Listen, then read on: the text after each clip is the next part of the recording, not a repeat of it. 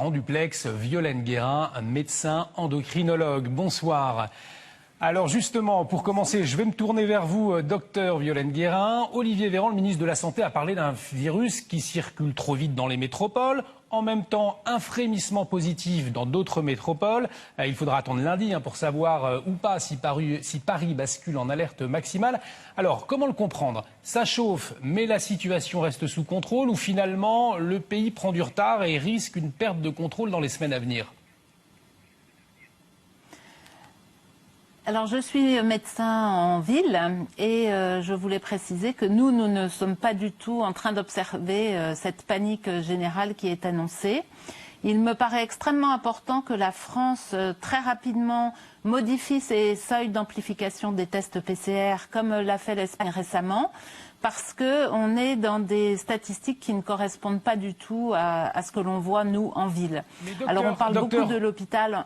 Docteur Comte, le ministre de la Santé parle d'1 million de tests, il s'en est félicité. Ça ne suffit pas? Alors, c'est beaucoup trop de tests. En fait, il faut faire des tests simplement chez les personnes symptomatiques. Donc aujourd'hui, on fait du dépistage à tout va, avec des tests qui comprennent beaucoup de tests faux positifs et des patients asymptomatiques, etc. Donc on n'est pas du tout dans une logique médicale correcte aujourd'hui d'évaluation de la situation sanitaire. Nous, les médecins de terrain, nous pouvons comparer à ce qui se passait en février, mars, avril, où effectivement on voyait des patients tous les jours souffrant de Covid, etc. Aujourd'hui, ce n'est absolument pas la réalité et on manipule beaucoup les données. Il y a même des erreurs de données, puisque j'ai lu il y a quelques heures un article montrant des erreurs dans les saisies de Santé publique France. A priori, on a vu qu'à Marseille, l'ARS PACA a donné des évaluations qui ne se sont pas avérées justes. Donc il y a beaucoup à la fois, je pense, d'incompétence, d'erreurs, et puis surtout la santé est manipulée actuellement pour prendre des données, des mesures qui sont extrêmement liberticides et qui ne se justifient pas médicalement, alors qu'on a des traitements en phase précoce qui existent.